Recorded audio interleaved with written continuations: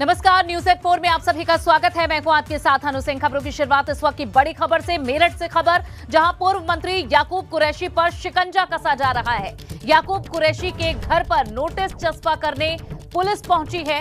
Notice के कुछ दिन बाद पूर्व मंत्री के घर पर कुर्की होगी। पूर्व राज्य मंत्री याकूब कुरैशी के घर पर भारी पुलिस फोर्स इस वक्त मौजूद है। ये बड़ी खबर आपको दे रहे हैं, जहां पुलिस का शिकंजा अब कस रहा है। याकूब कुरैशी के घर पर नोटिस चस्पा करने पुलिस पहुंची है। नोटिस के कुछ दिन बाद ही पूर्व मंत्री के घर पर कुर्की होगी। पूर्व मंत्री हैं याकूब कुरैशी, जिनके घर पर इस वक्त भारी पुलिस फोर्स मौजूद है। तो इस वक्त की ये बड़ी खबर मेरठ से, जहां पूर्व मंत्री याकूब कुरैशी पर शिकंजा कसा जा रहा है।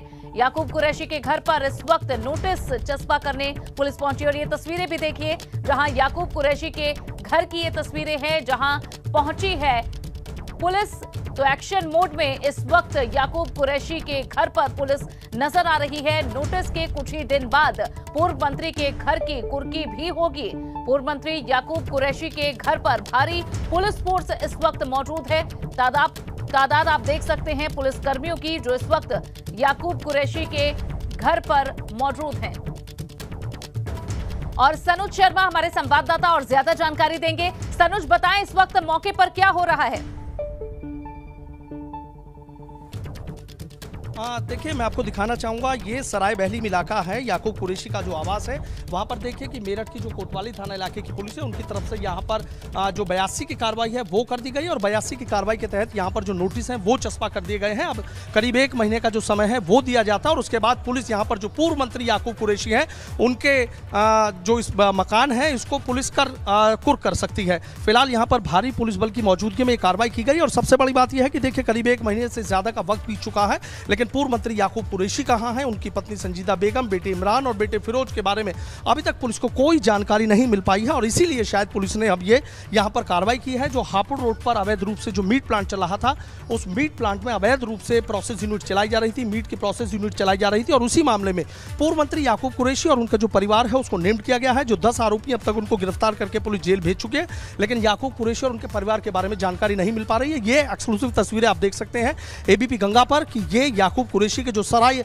बहली में जो उनका मकान पड़ता है, उनके ठीक मकान के बाहर की तस्वीरें। भारी पुलिस फोर्स यहां पर मौजूद है और यहां पर जो 82 की कार्रवाई है वो की गई है। अभी एक बात और मैं आपको बताना चाहूंगा कि चूंकि याकूब कुरैशी और उनके परिवार को पुलिस लगातार दबिश दे रही है, लेकिन अब तक उनका नहीं पता चल पाया है। लेकिन जो याकूब कुरैशी के बेटे फिरोज हैं, उन्होंने अपने सोशल मीडिया अकाउंट पर एक पोस्ट शेयर की है जिस पर लिखा है ईद की बहुत बहुत मुबारकबाद। उसके बाद पुलिस और ज्यादा चौकन्नी हो गई और उसको कहीं ना कहीं पुलिस पे चैलेंज के तौर पर देखा जा रहा है कि पुलिस उनको लगातार ढूंढ रही है, लेकिन बावजूद इसके उनका कुछ नहीं पता चल पा रहा है। और ऐसे में पुलिस इस तरीके से पोस्ट शेयर करना याकूब कुरैशी के बेटे फिरोज को कहीं ना कहीं और ज्यादा मुश्किलों में डाल सकता है। अब पुलिस आईपी एड्रेस से ये जानकारी करने की कोशिश कर रही है कि आखिर ये जो पोस्ट है ये कहां से शेयर की गई, लेकिन आज ये बड़ी कार्रवाई यहां पुलिस की तरफ से की गई है। मात्रा का नोटिस चस्पा करने के लिए इतनी भारी मात्रा में पुलिस फोर्स वहां पहुंची। हाँ, देखिए, चूंकि सराय बहलीम का इलाका है, कई बार ऐसा है कि पुलिस को लगता है कि कुछ विरोध या हंगामा हो सकता है, उसको देखते हुए पुलिस यहां पर बड़ी संख्या में पहुंची थी कार्रवाई करने के लिए। और आज यहां याकूब कुरैशी के इस मकान पर यहां जो 82 की कार्रवाई है उसका नोटिस यहां पर चस्पा कर दिया है और अब पुलिस कह सकते हैं कि आगे और कार्रवाई करने के लिए, यानी कुर्की की जो कार्रवाई है वो करने के लिए पूरी तरीके से स्वतंत्र हो जाती है। अब देखना यह होगा कि क्या ये 82 का नोटिस चस्पा होने के बाद याकूब कुरैशी के बारे में कोई जानकारी पुलिस को मिल पाती है या नहीं मिल पाती है। ऐसे तमाम सवाल हैं कि जिनके जवाब कुछ दिन बाद मिल जाएंगे। लेकिन यहां देखिए कि ढोल ढपड़ों और नगाड़ों के साथ पुलिस यहां पर पहुंची थी। बाकायदा यहां पर अनाउंसमेंट भी किया गया था और यह बताया गया था कि याकूब कुरैशी के मकान पर आखिर क्यों यहां पर जो 82 का नोटिस है वो चस्पा किया गया है और आखिर उसके बाद कब यहां पर जो कुर्की की कार्रवाई है वो की जाएगी। तमाम तस्वीरें आप देख लीजिए, आसपास के थानों की जो फोर्स है, कोतवाली थाना यहां इस इलाके में लगता है और यहां जो और अधिकारियां आप देख लीजिए यहां तस्वीरें। जहां तक आप देखेंगे बाहर जो लोगों की भीड़ है वो भी यहां पर जमा हो गई है। लोग ये देखने के लिए आए हैं कि आखिर इतनी बड़ी संख्या में पुलिस बल किस वजह से यहां पर पहुंचा है, किस वजह से यहां कार्रवाई की गई है। ये बात किसी से छिपी नहीं है कि जो हापुड़ रोड पर अल फहीम मीटेक्स प्लांट है वो बंद था और उसमें अवैध रूप से जो मीट प्रोसेसिंग यूनिट है वो वहां पर चलाई जा रही थी और उसमें करीब 5 करोड़ रुपए का जो मीट है वो पुलिस ने बरामद किया था, जिसमें से जब जांच रिपोर्ट आई लैब से तो उसमें पता लगा कि उसमें से जो काफी मीट था, कई कुंटल जो मीट था वो खाने योग्य था ही नहीं, उसको पुलिस ने नष्ट करा दिया था, जबकि बाकी जो मीट है वो प्रोसेसिंग यूनिट में है।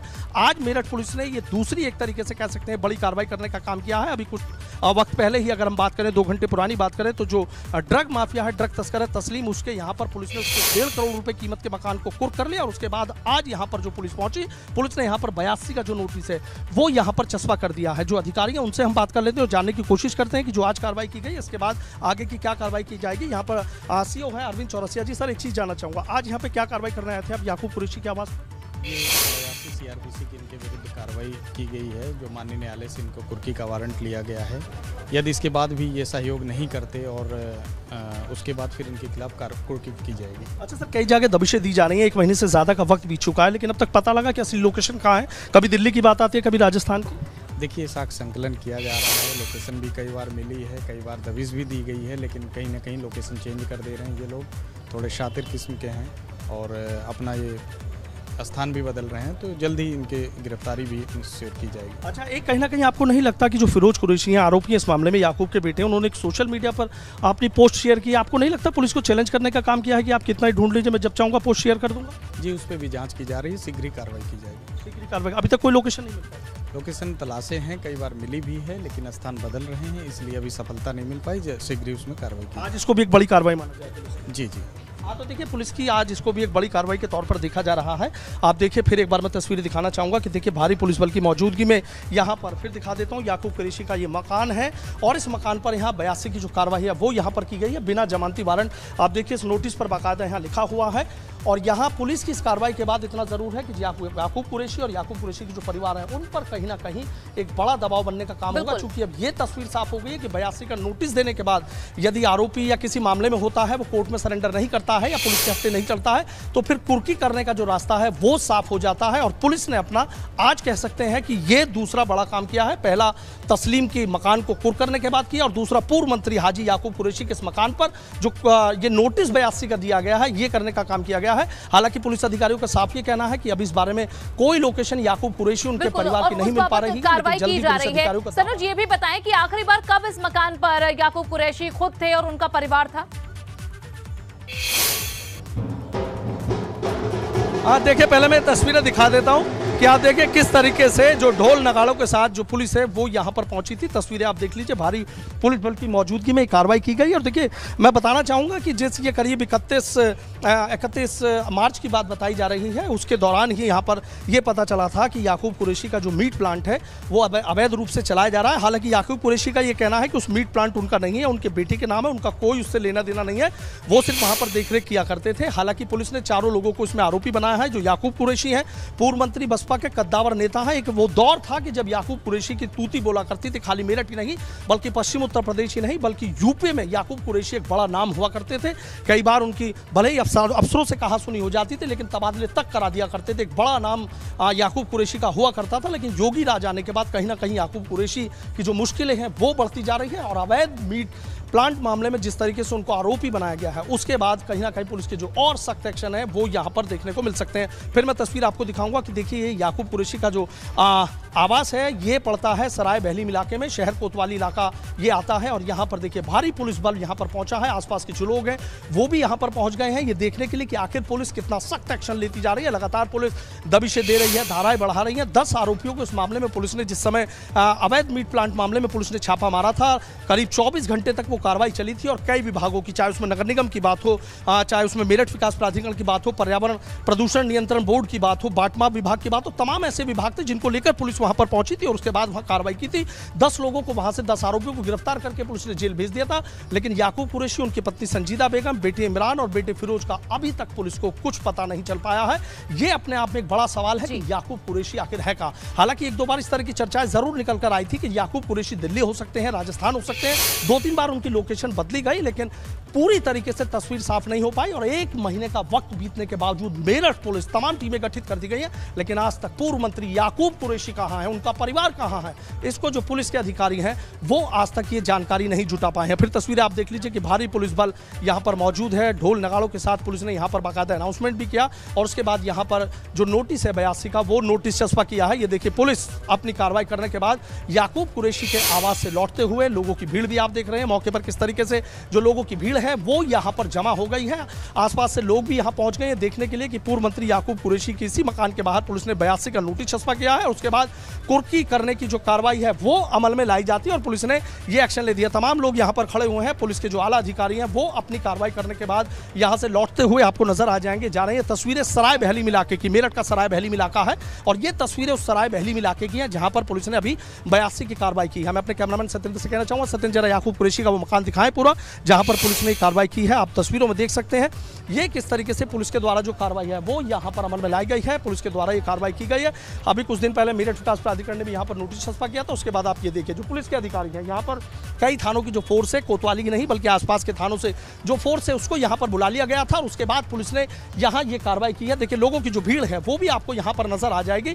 अब पुलिस अपनी कार्रवाई खत्म करने के बाद यहाँ से लौट रही है और ये जिस तरीके से अधिकारियों से हमने पूछा कि याकूब कुरैशी और उनके परिवार को पुलिस अब तक ढूंढ नहीं पाई है और यहाँ जो फिरोज कुरैशी है उन्होंने कहीं ना कहीं अपनी जो फेसबुक अकाउंट है उस पर अपनी पोस्ट शेयर करके कहीं ना कहीं पुलिस को चैलेंज देने का काम किया है। पुलिस इस चैलेंज को किस तरीके से एक्सेप्ट करती है, किस तरीके से इनकी गिरफ्तारी करती है, किस तरीके से इनके बारे में तमाम जानकारियां जुटाती है, ये अपने आप में एक बड़ा सवाल है। लेकिन आज ये जरूर है कि मेरठ में याकूब कुरैशी के घर पर 82 के नोटिस के तहत जो पुलिस ने कार्रवाई की है, जो नोटिस छपा किया है, उससे ये तस्वीर जरूर साफ हो जाती है कि योगी राज में अब कोई नहीं बख्शा जाएगा। कितना ही बड़ा नाम हो, चाहे कितना ही बड़ा हैसियत हो उसकी, अब पुलिस इसी तरीके से सख्त कार्रवाई की गई। और सबसे बड़ी बात यह है कि लगातार इस मामले में जो जानकारी है वो लखनऊ को अपडेट की जा रही है। लखनऊ के तमाम अधिकारी इस मामले पर भी पूरी अपडेट ले रहे हैं मेरठ के अधिकारियों से कि मेरठ पुलिस ने आखिर आज यहाँ पर क्या कार्रवाई की है, 82 का नोटिस छपा किया है, कौन कौन अधिकारी इसमें शामिल रहे हैं। और अब देखना ये होगा कि आखिर इसके बाद जो पुलिस है अब वो क्या यहाँ पर एक्शन लेगी, किस तरह की पुलिस के द्वारा कार्रवाई की जाएगी। लेकिन ये बताया जाता है कि 82 का नोटिस कुर्की के पहले से, जो कुर्की का नोटिस होता है उससे पहले 82 का कार्रवाई है। और देखना होगा कि क्या इसके बाद याकूब कुरैशी यहाँ खुद आते हैं और या फिर यहाँ इंतजार किया जाता है कि उनकी प्रॉपर्टी क्या वाकई सील हो जाएगी। शुक्रिया फिलहाल जानकारी के लिए। और अब खबरों में आगे बढ़ेंगे। प्रयागराज से खबर, जहां आजम खान की जमानत अर्जी पर सुनवाई हुई है। आजम खान पर जमानत पर आज नहीं फैसला आया है। आजम खान की जमानत अर्जी जो लगाई गई थी उस पर फैसला नहीं आया है। अब कल हाईकोर्ट में दोपहर 3:30 बजे सुनवाई होगी। हाईकोर्ट में यूपी सरकार ने अपना हलफनामा दाखिल किया है। इस वक्त की एक और बड़ी खबर आपको दे रहे हैं। अब कल सुनवाई होगी इस मामले में 3:30 बजे। आज कोई फैसला नहीं आया है। प्रयागराज से खबर और मोहम्मद मोइन हमारे संवाददाता ज्यादा जानकारी देंगे। मोइन बताएं आज क्या हुआ कोर्ट में। देखिए, आज इस मामले की सुनवाई की गई इलाहाबाद हाईकोर्ट में। जस्टिस राहुल चतुर्वेदी की सिंगल बेंच में सुनवाई हुई और सबसे पहले जो उत्तर प्रदेश सरकार है उसकी तरफ से एक एफिडेविट फाइल किया गया जिसमें तमाम नई बातें रखी गई। क्या कुछ बातें रखी गई वो अभी सामने नहीं आ सका है क्योंकि सील बंद लिफाफे में जो है यूपी सरकार ने अपनी रिपोर्ट कोर्ट में सबमिट की है। कल जो है उसकी एक कॉपी आजम खान के वकीलों को दी जाएगी और कल इस मामले में सुनवाई जारी रहेगी। सुनवाई के लिए दोपहर 3:30 बजे का वक्त तय किया गया है, लेकिन कोर्ट ने जैसे कल सुनवाई जारी रखने की बात कही है उससे ये लगता है कि मामले का निपटारा जल्द हो जाएगा, जल्द ही, क्योंकि इस मामले में सुनवाई पहले ही पूरी हो चुकी थी। 4 दिसंबर 2021 को जजमेंट रिजर्व कर लिया गया था। 5 महीने तक जब इस मामले में फैसला नहीं आया उसके बाद उत्तर प्रदेश सरकार की तरफ से पिछले हफ्ते कोर्ट से ये अपील की गई थी कि उसके कुछ नए तथ्य प्रस्तुत करने हैं। क्योंकि जमानत पर सुनवाई हुए काफी दिन बीत चुके हैं तो कुछ नए तथ्य पेश करने के लिए हमें समय दिया जाए, सुनवाई की जाए। तो यूपी सरकार की उस एप्लीकेशन को कोर्ट ने मंजूर कर लिया था और उसी के तहत आज इस मामले में दोबारा सुनवाई शुरू हुई। आज उत्तर प्रदेश सरकार की तरफ से हलफनामा दाखिल किया गया और कल इस मामले में सुनवाई जारी रहेगी। दोपहर 3:30 बजे से कल सुनवाई शुरू होगी। जी, और मोइन, उनके समर्थक इंतजार कर रहे हैं कि पहले इस बात की सूचना थी कि ईद से पहले ही आजम खान जेल से बाहर आ जाएंगे। अब लगभग कितना समय इसमें लग सकता है, क्या आगे की और प्रक्रिया? देखिए, ये तभी साफ हो पाएगा जब ये सामने आ पाएगा कि उत्तर प्रदेश सरकार की तरफ से आखिरकार नया क्या कुछ कहा गया है। क्योंकि आजम खान पिछले 2 सालों से ज्यादा वक्त से जेल में है, तो जेल में रहते हुए भी उनके खिलाफ तमाम मुकदमे दर्ज हुए थे। 5 महीने पहले 4 दिसंबर, आज से ठीक 5 महीने पहले 4 दिसंबर 2021 को इस मामले में सुनवाई पूरी हो गई थी। कोर्ट ने अपना जजमेंट रिजर्व कर लिया था। उसके बाद उत्तर प्रदेश सरकार की तरफ से ये कहा गया कि हम कुछ नए तथ्य कोर्ट के सामने रखना चाहते हैं। निश्चित तौर पर वो आजम खान के हक में नहीं होंगे, उनके खिलाफ ही होंगे, लेकिन क्या कुछ तथ्य रखे गए जब वो सामने आएंगे उसके बाद ही ये बिल्कुल। और कल अब इंतजार करना होगा, 3:30 बजे फिर से सुनवाई होगी, उसमें क्या होता है देखना होगा। मोहम्मद मोइन, शुक्रिया जानकारी के लिए। बढ़ेंगे आगे, अखिलेश यादव को लेकर जल्द ही प्रेस कॉन्फ्रेंस करेंगे शिवपाल यादव। एक और बड़ी जानकारी आपको दे रहे हैं, भतीजे अखिलेश से लड़ाई पर अब खुलकर बोलेंगे शिवपाल यादव। 6 मई को मीडिया के सामने अपनी बात रखने जा रहे हैं शिवपाल यादव। अखिलेश से तकरार को लेकर जवाब देंगे शिवपाल। 6 मई को प्रसपा अध्यक्ष शिवपाल यादव ने एक प्रेस कॉन्फ्रेंस बुलाई है। इससे पहले ट्वीट के माध्यम से वे अपना दर्द, अपनी नाराजगी व्यक्त करते रहे हैं, लेकिन अब ये उम्मीद की जा रही है कि वे खुलकर इस पर बोलेंगे। 6 तारीख को एक प्रेस कॉन्फ्रेंस बुलाई गई है मीडिया के सामने। अब शिवपाल यादव अपनी बात रखेंगे। अखिलेश से तकरार को लेकर यहां जवाब देंगे शिवपाल यादव। बता दें कि 6 मई को प्रसपा अध्यक्ष शिवपाल यादव ने एक प्रेस कॉन्फ्रेंस बुलाई है, जहां इससे पहले पार्टी से नाराजगी, अखिलेश यादव से नाराजगी वे जताते रहे हैं। और अब देखना होगा कि जब प्रेस कॉन्फ्रेंस में वे पहुंचेंगे तो क्या कुछ कहते हैं। खबर लखनऊ से, ईद के कार्यक्रम में शामिल हुए शिवपाल यादव। यहां साहबा एक्शन कमेटी के अध्यक्ष के घर पर पहुंचे शिवपाल यादव। ईद की ये पार्टी रखी गई थी, ईद का ये कार्यक्रम रखा गया था जिसके अंदर शिवपाल यादव पहुंचे हैं। और ये तस्वीरें भी अब्दुल वहीद फारूकी के घर पर ईद मिलन के लिए शिवपाल यादव पहुंचे। सर पर टोपी लगाई हुई है। शिवपाल यादव इस ईद कार्यक्रम में पहुंचे हैं। अब्दुल वहीद फारूकी के घर पर ये ईद मिलन की पार्टी रखी गई थी, एक कार्यक्रम रखा गया था और इसमें शिवपाल यादव पहुंचे हैं। ये तस्वीरें साहबा एक्शन कमेटी के अध्यक्ष के घर की है, जहां पर ये ईद का कार्यक्रम रखा गया था। ईद मिलन कार्यक्रम है जिसमें शिवपाल यादव पहुंचे हैं। और ये तस्वीर आप देखिए, जहां पूरी तरह से मुस्लिम परिवेश में नजर आ रहे हैं शिवपाल यादव। सर पर उन्होंने टोपी पहनी हुई है। ये ईद मिलन कार्यक्रम था अब्दुल वहीद फारूकी के घर। ललितपुर में थाने में नाबालिग से रेप का मामला, जहां आरोपी पूर्व एसओ तिलकधारी सरोज की तलाश में अब छापेमारी की जा रही है। कौशाम्बी, बांदा, प्रयागराज में ये छापेमारी जारी है। कौशाम्बी के अंदर तिलकधारी के निवास पर छापेमारी हुई है। प्रयागराज में आरोपी एसओ के रिश्तेदारों के घर पर भी छापेमारी हुई। कौशाम्बी में परिजनों से पुलिस भी पूछताछ कर रही है और अब एसओ को पकड़ने के लिए लगातार ये छापेमारियां हो रही हैं। और मोहम्मद मोइन हमारे संवाददाता और ज्यादा जानकारी देंगे। मोहम्मद मोइन, तकरीबन 3 से 4 जगह अभी तक बताई गई है जहां छापेमारी हुई है। क्या जानकारी यहां से मिली और अभी तक क्या कुछ और अपडेट है, कहां पर है ये एसओ? देखिए, इस मामले में जब सरकार का कड़ा रुख सामने आया उसके बाद पुलिस टीमों ने मुस्तैदी के साथ काम करना शुरू किया। प्रयागराज और कौशाम्बी के साथ साथ बांदा में भी छापेमारी की जा रही है। प्रयागराज में कई जगहों पर छापेमारी की गई है और पुलिस के एक बड़े अफसर ने बताया है कि उसके मोबाइल जो आरोपी एसएचओ है उसके मोबाइल फोन की location Allahabad high court campus के आसपास ट्रेस की गई। इसके बाद कई टीमों को वहां पर लगाया गया, लेकिन फिलहाल आरोपी एसएचओ को गिरफ्तार नहीं किया जा सका है। लेकिन पुलिस टीम को उम्मीद है कि अगर मोबाइल फोन की लोकेशन मिली है तो वो कहीं ना कहीं शहर में है और इस सूचना के आधार पर वो लगातार जो है वो छापेमारी की जा रही है और अफसरों का दावा है कि जल्द से जल्द उसे गिरफ्तार किया जाएगा। इसके साथ साथ कौशाम्बी में छापेमारी की जा रही है, बांदा में भी छापेमारी की जा रही है और प्रयागराज जोन के जो एडीजी है प्रेम प्रकाश, उन्होंने इस बात की पुष्टि भी की है कि इन जगहों पर छापेमारी की जा रही है और अगर वो इस जोन के अंदर पकड़ में आता है तो उसकी जानकारी जल्द से जल्द सार्वजनिक की जाएगी। ठीक, शुक्रिया मोइन इस जानकारी के लिए। ललितपुर दुष्कर्म कांड पर कानपुर जोन के एडीजी ने बड़ी कार्रवाई की है। थाने के समस्त पुलिसकर्मियों को लाइन हाजिर किया गया है। साथ ही डीआईजी झांसी को अब जांच सौंप दी गई है। आरोपी थाना प्रभारी की गिरफ्तारी के लिए 3 टीमों का गठन किया गया है। डीआईजी झांसी को 24 घंटे में रिपोर्ट देने के निर्देश भी दिए गए हैं। सख्त कार्रवाई करती हुई अब पुलिस नजर आ रही है इस मामले में। आरोपी एसओ और तमाम उन लोगों के खिलाफ ललितपुर दुष्कर्म कांड ये है जिसमें कानपुर जोन के एडीजी ने बड़ी कार्रवाई की है। इस संबंध में जो विवेचक हैं वो क्षेत्राधिकारी स्तर के अधिकारी हैं, उनके द्वारा विवेचना की जा रही है। साक्ष्य संकलन, पीड़िता के बयान और जो वहाँ पे एविडेंसेस मिलेंगे उसके आधार पर निष्पक्ष कार्रवाई करने के निर्देश यहाँ से मिले हैं और जब तक कि इसमें संतोषजनक कार्रवाई नहीं हो जाती डीआईजी झांसी को मौके पर ही रहने के निर्देश डीजीपी के द्वारा दिए गए। इस तरह के आरोप थाना स्टाफ पे लगे हैं तथा वहाँ के जो भी सुपरवाइजरी ऑफिसर है, पर्यवेक्षण करने वाले अधिकारी हैं, एसपी सहित उनमें उनकी क्या गलतियां हैं। इसके अतिरिक्त एडीजी जोन के द्वारा पूरे थाने के स्टाफ को लाइन हाजिर किया गया है। इसमें जो भी व्यक्ति दोषी है उसके विरुद्ध कार्रवाई की जाएगी।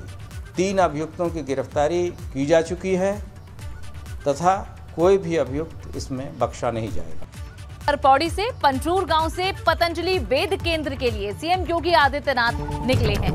पंचूर से 20 किलोमीटर पतंजलि वेद केंद्र दूर है। बालकृष्ण सीएम योगी की अगवानी करेंगे।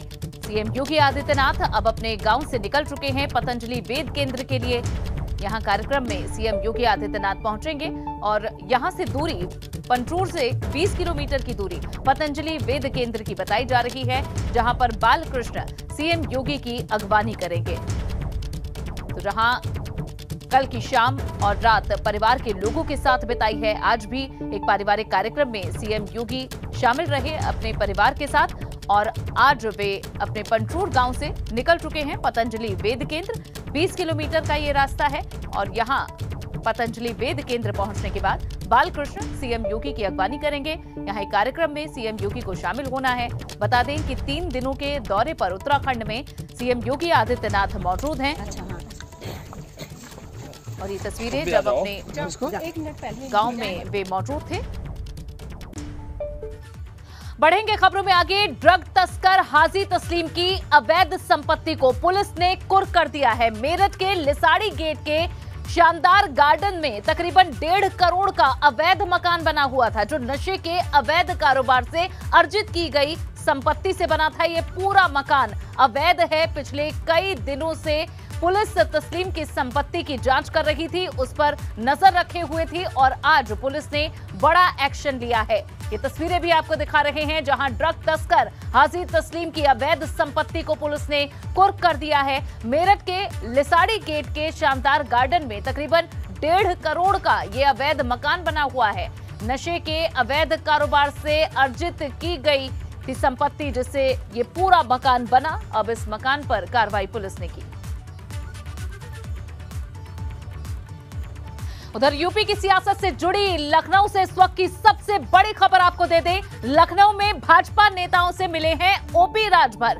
वीवीआईपी गेस्ट हाउस में मंत्रियों से मुलाकात हुई है ओपी राजभर की। परिवहन मंत्री दयाशंकर सिंह से ओपी राजभर मिले हैं। साथ ही केंद्रीय मंत्री कौशल किशोर से भी ओपी राजभर ने मुलाकात की है। इस वक्त की ये बड़ी खबर यूपी की सियासत से जुड़ी हुई। लखनऊ में भाजपा के नेताओं से ओपी राजभर ने मुलाकात की है। बता दें कि वीवीआईपी गेस्ट हाउस में मंत्रियों के साथ ओपी राजभर मिले हैं। इसमें परिवहन मंत्री दयाशंकर सिंह शामिल हैं। साथ ही केंद्रीय मंत्री कौशल किशोर से भी ओपी राजभर ने मुलाकात की है। इससे पहले की सरकार में 2017 में ओपी राजभर जहां भाजपा के साथ ही गठबंधन में थे, इस बार उन्होंने समाजवादी पार्टी के साथ चुनाव लड़ा, लेकिन हार मिली और अब ये भाजपा के मंत्रियों के साथ मुलाकात, जहां सियासी हलचल भी मचा रही है। परिवहन मंत्री दयाशंकर सिंह से मुलाकात ओपी राजभर ने की है और इस मुलाकात में बताया गया कि इस वीवीआईपी गेस्ट हाउस में मंत्रियों की सूची में केंद्रीय मंत्री कौशल किशोर भी शामिल थे। इन सभी से ओपी राजभर ने मुलाकात की है। इस वक्त की ये बड़ी खबर उत्तर प्रदेश की सियासत से जुड़ी हुई लखनऊ से ये खबर आपको दे रहे हैं। भाजपा नेताओं से ओम प्रकाश राजभर ने मुलाकात की है। वीवीआईपी गेस्ट हाउस है जहां मंत्रियों से मुलाकात हुई। ऐसे में इस बैठक में, इस मुलाकात में किस मुद्दे पर बात हुई है, क्या मुद्दे थे इनके बीच में, क्या जो लगातार कयास लगाए जा रहे हैं कि ओपी राजभर क्या झटका दे सकते हैं अखिलेश यादव को, इसे लेकर जहां कई सवाल उठे और ऐसे में ये मुलाकात केंद्रीय मंत्री कौशल किशोर और साथ ही परिवहन मंत्री दयाशंकर सिंह के साथ ओपी राजभर की ये मुलाकात कई सवाल भी खड़े कर देती है। जहां समाजवादी पार्टी के साथ गठबंधन में ओपी राजभर है और मुलाकात यहां हो रही है वीवीआईपी गेस्ट हाउस में मंत्रियों के साथ। परिवहन मंत्री दयाशंकर सिंह के साथ मुलाकात की है ओपी राजभर ने। साथ ही इस वीवीआईपी गेस्ट हाउस में केंद्रीय मंत्री कौशल किशोर भी मौजूद थे। अध्यक्ष ओम प्रकाश राजभर इस वक्त मेरे साथ में है वीवीआईपी गेस्ट हाउस में। केंद्रीय मंत्री कौशल किशोर और परिवहन मंत्री दयाशंकर सिंह से मुलाकात हुई है, क्या चर्चा हुई? भैया मेरे काम के चक्कर में आए थे, भी देखिए यही है, मंत्री हैं, मंत्री के यहाँ तो जा सकता है विधायक कि नहीं, तब भी लेकिन आपका आना थोड़ा सा जो है चर्चाओं में आ जाता है। अच्छा, हम विधायक हैं तो हम जनता का काम लेके मंत्री के यहाँ नहीं जाएंगे तो कहाँ जाएंगे? कार्यालय में जाते हैं अमूमन लोग, लेकिन यहाँ वीवीआईपी गेस्ट हाउस में बहुत चुपके से। वीवीआईपी से कम है का? बिल्कुल वीवीआईपी है। क्या बात है बताइए? वो काम का मामला था, एक सज्जन का, वही मामले के लेके आए थे और कोई बात नहीं। कोई खिचड़ी नहीं पका? नहीं, वो चाहे वो जानते ही हैं, हमारे मित्र हैं, बड़े भाई हैं, या कुछ छनाए घोटाए हैं। बहुत देर आप बैठे, मतलब कम से कम 2 घंटे तो हो गए। अरे ताना ही इतना देने हाल चाल होने लगा कि हम भी सरकार में आकर के सही करें। हम तो कोशिश किए भाई सरकार बनाने के लिए, कहीं बन गई है, उसमें आने के लिए क्या? नहीं महाराज, ये सब इस मजा आता है सरकार के खिलाफ लड़ने में, बोलने में। सरकार में रहने में तो हम एकदम चुप्पा हो जाते हैं। सरकार विपक्ष की जो रोल होता है, जो विपक्ष का, वो बहुत तगड़ा होता है। आप भीतर बैठे थे, बाहर चर्चाएं बड़ी गर्म हो रही थी। चर्चा तो ओम प्रकाश राजभर अगर खाली खोक दे तो सारा पूरा प्रदेश हिलने लगता है। चर्चा का कौन बात है? और ज्यादा जानकारी शैलेश अरोड़ा हमारे संवाददाता देंगे। शैलेश, ये कोई पहली मुलाकात भाजपा के नेताओं मंत्रियों से नहीं है, इससे पहले भी ओपी राजभर ने मुलाकात की है, क्या संकेत मिल रहे हैं इससे? बिल्कुल, देखिए निश्चित रूप से ओम प्रकाश राजभर का इस तरह से मंत्री से मिलने जाना, जैसा वो कह रहे विधायक के तौर पर गए, कोई बड़ी बात नहीं, लेकिन एक सवाल जो उठता है वो ये कि आमतौर पर दयाशंकर सिंह जो मंत्री हैं उनसे मिलने के लिए तमाम लोग आते हैं, विधायक आते हैं, लेकिन वो उनके कार्यालय में जाते हैं, कोई इस तरह से गेस्ट हाउस में जाकर मुलाकात नहीं करता है। दूसरी चीज, दयाशंकर सिंह की अगर बात करें जो परिवहन मंत्री, तो वो पार्टी में एक पदाधिकारी भी हैं भाजपा के प्रदेश के, और जिस समय विधानसभा चुनाव चल रहा था तो उनकी अहम भूमिका रही थी दूसरे दलों में सेंधमारी करने से, यानी दूसरे दलों के जो नेता थे, जो विधायक थे, जो पूर्व विधायक थे, सांसद थे, उन सबको तोड़ने में उनकी बड़ी भूमिका रही थी और वो अपने साथ लेकर आए थे उन लोगों को। और अब ओम प्रकाश राजभर का उनसे मिलने जाना, वो भी वीवीआईपी गेस्ट हाउस में बंद कमरे में मुलाकात होना, तमाम सवाल तो खड़े होना लाजमी है। वहाँ पर केंद्रीय मंत्री जो है वो कौशल किशोर भी मौजूद रहते हैं, वो लखनऊ के मोहनलालगंज के सांसद भी हैं, तो कहीं ना कहीं ऐसा लगता है कि कुछ खिचड़ी है जो पक रही है, क्योंकि लगातार आप देखिए अगर तो ओम प्रकाश राजभर को लेकर जिस तरह से भले ही वो सपा के साथ गठबंधन में है, लेकिन अगर आप देखें तो अंदर सपा के ही जो दूसरे सहयोगी दल है वो सवाल उठा रहे हैं कभी ओम प्रकाश राजभर के ऊपर। दूसरी चीज आप देखिए, ओम प्रकाश राजभर अभी आजम खान से जेल में मिलने जाने की बात कह रहे थे, लेकिन जब हमने पता किया तो ये सामने आया कि सीतापुर जेल में उनकी तरफ से कोई अर्जी नहीं दी जाती है, यानी कहीं ना कहीं भटकाने की कोशिश और अंदर अंदर कुछ ना कुछ ये मानिए खिचड़ी पक रही है। क्योंकि ओम प्रकाश राजभर जो सुबह सपा के अध्यक्ष है वो अकेले नहीं गए थे यहाँ पर, वो गए थे उनके साथ में उनके बेटे अरुण राजभर, उनके दूसरे बेटे अरविंद राजभर, ये दो लोग भी थे जो सुबह सपा में पदाधिकारी भी है, ये लोग भी वहां पर साथ में गए थे। अगर किसी का कोई काम लेकर जाना था कार्यालय में विधानसभा में जा सकते थे, भाई विधायक है वो भी वहां पर जाते हैं, वहां जा सकते थे, लेकिन दोनों बेटों को लेकर जाना, वीवीआईपी गेस्ट हाउस में लेकर जाना, बिल्कुल ठीक है शैलेश, कई संकेत मिल रहे हैं, लेकिन आखिर में क्या फैसला ओपी राजभर लेते हैं ये तो देखना होगा। फिलहाल जहां सियासी हलचल इन मुलाकातों से लाजमी है बढ़ना। शुक्रिया इस जानकारी के लिए। और दयाशंकर सिंह से भी इस दौरान बात की हमारे संवाददाता ने, क्या दयाशंकर सिंह ने कहा आपको सुनाते हैं। परिवहन मंत्री दयाशंकर सिंह इस वक्त मेरे साथ में हैं। दयाशंकर जी, ओम प्रकाश राजभर उनका पूरा परिवार आपसे मिलके गया है, क्या चर्चा हुई? नहीं, हमारे पहले से हम लोग की मित्रता रही, आप तो जान ही रहे हैं, हम लोग पहले भी मिलते रहते थे। और वो आज अपने कुछ क्षेत्र से संबंधित, कुछ हमारे विभाग से संबंधित, उनकी कुछ वहाँ डिपो से संबंधित बात थी, मिलने के लिए आए थे। आवास में मुलाकात होती, कार्यालय में मुलाकात होती, बहुत गोपनीय तरीके से 104 नंबर कमरा जो है जहाँ आप बैठे हुए थे, यहाँ मिलने का क्या मतलब? अरे नहीं, यहाँ क्या है कि वहाँ पर भीड़ थी बहुत ज़्यादा, तो गेस्ट हाउस में भी मेरा कमरा रहता ही है, तो हम लोग यहीं पर मिल लेते हैं। तो क्या मुद्दा था कि वो तो कह रहे हैं हम बहुत सारे काम लेकर के आए थे आपसे, कौन सा विषय हमें अच्छा विषय बताइए। मैंने विषय वहाँ अपने क्षेत्र में डिपो बनवाना चाहते हैं और बलिया लोकसभा में ही इनके विधानसभा आता है, तो मैंने कहा कि नहीं, आपका कोई प्रपोजल है तो उसको जो है स्वीकार किया जाएगा, क्योंकि उससे उनके क्षेत्र का विकास तो होगा ही और हमारे बलिया लोकसभा के लिए भी वो हम बहुत अच्छा रहेगा। ऐसा तो नहीं है आपके डिपो में अपनी राजनीति की बस खड़ा करना चाहते हो? देखिए, राजनीति में तो आप जान ही रहे हैं कि कोई अस्थायी नहीं होता है, तो सब तो चलता है। मैं पहले भी कहा हूँ कि भाई राजनीति में संभावनाएं बराबर बनी रहती है। ये आपसे पहले ही मुलाकातें होती रही थी, अब तो चलो उनके पास एक लॉजिक है कि हम अपने काम से आए थे, परिवहन मंत्री से मिलने आए थे, लेकिन आपसे लगातार मुलाकातें होती रही हैं, बड़ी चर्चा है बाहर। नहीं, हम देखिए, हम तो भाई मैं मंत्री हूँ तो केवल बीजेपी का मंत्री नहीं हूँ, मैं पूरे उत्तर प्रदेश का सरकार का मंत्री हूँ। कोई भी जनप्रतिनिधि चाहे वो किसी भी दल का हो, वो हमसे मिल सकता है और मुझसे जो भी कुछ बन सकता है उसके क्षेत्र के लिए करूँगा।